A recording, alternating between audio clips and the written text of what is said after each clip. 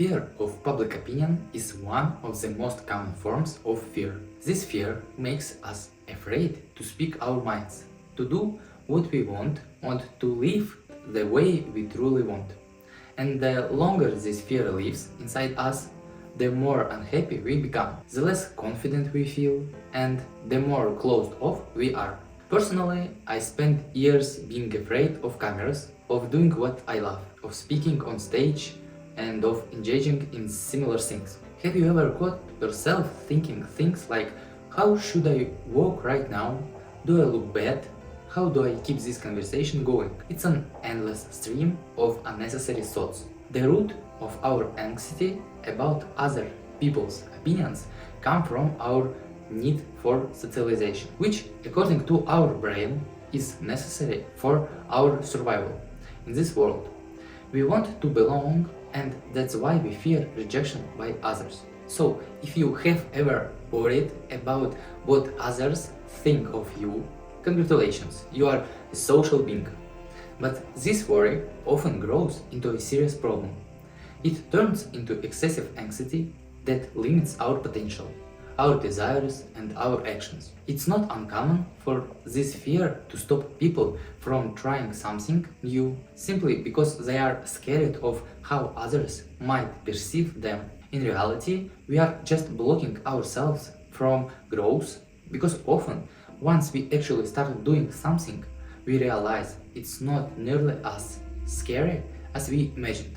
Speaking from personal experience, my fear of public opinion is deeply tied to my entire upbringing. Unfortunately, our generation was raised to be these pseudo-perfect children. Don't do that, don't say this, what will people think? Naturally, that kind of mindset sticks. Just look at kids. They don't care what anyone thinks about them. They simply don't have that in their heads. They don't know what judgment even is.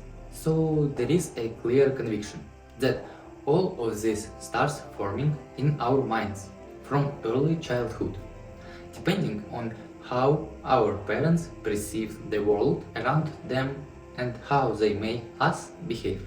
Those thoughts and moral norms get implanted in our heads for years to come. Then our own life experiences add to this, when friends or even parents don't fully accept our interests.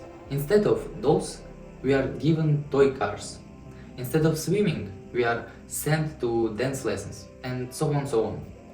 This leads to a false belief that our opinions are wrong, and that others know us better than we know ourselves.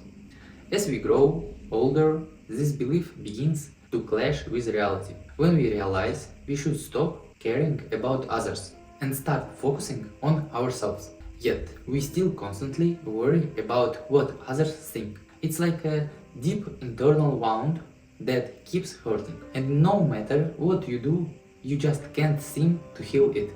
I was always afraid people would laugh at me, think I was a failure, or see me in imperfect light, but over time I realized that I was living in fear and I would never be happy as long as I continued living by other people's rules and a ridiculous expectation that had once taken root in me. By studying this fear within myself and observing my behavior, I came to a few realizations. The first, we are all the same. Every person is, in their own way, focused on themselves and their problems. No one thinks about you and the results of your actions as much as you do.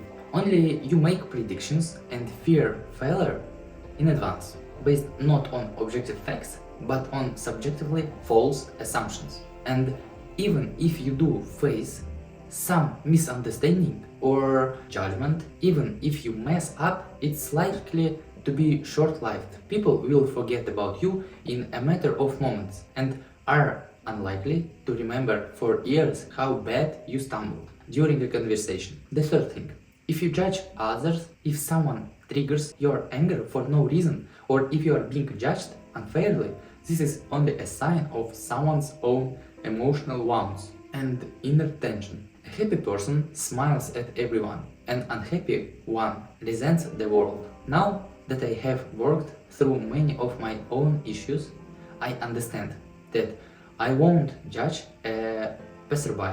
I won't blame someone for a failure. I won't be angry at anyone because that's just a waste of my energy.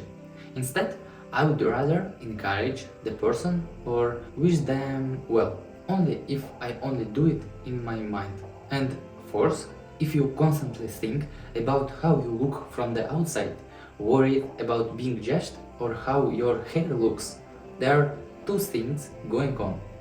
First, you are judging yourself, and second, you are very self-centered even if you are not fully aware of it. And this is where the internal conflict lies. It also points to your untapped inner potential, which is trying to come out, to become part of you, but meets resistance along the way.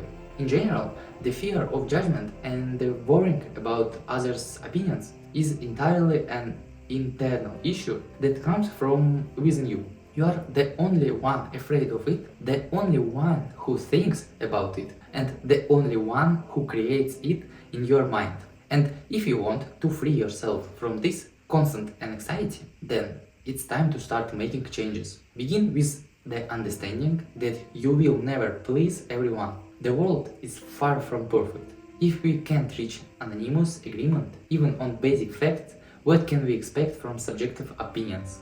Next, you need to intentionally do the things you are afraid of. I call this method positive devaluation, because when you face situations where you expect negative consequences and fear them, in almost 100% of cases it turns out to be far less scary than you imagined. Maybe you will feel shy taking to a girl or look awkward on stage, but there won't be any catastrophic effect on your life.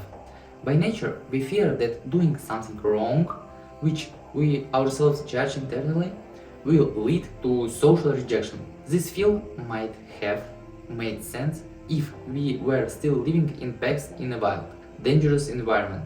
But today, it's simply not relevant.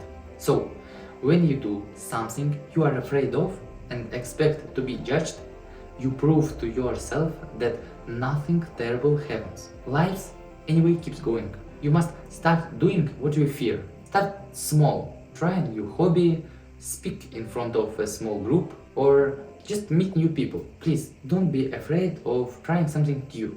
Gradually increase the difficulty.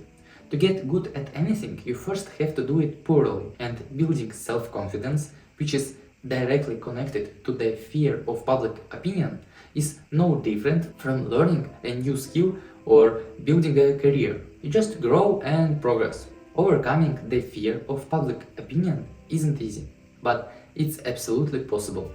And remember, you are not alone in this.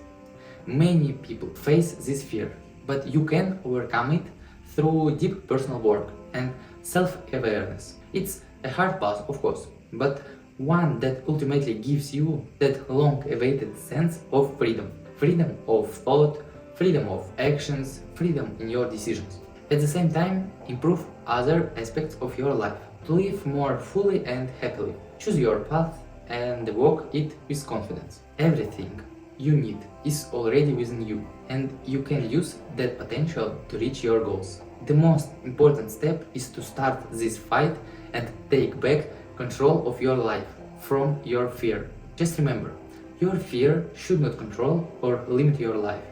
Be open to new opportunities, search for your paths, and enjoy the life you are creating for yourself.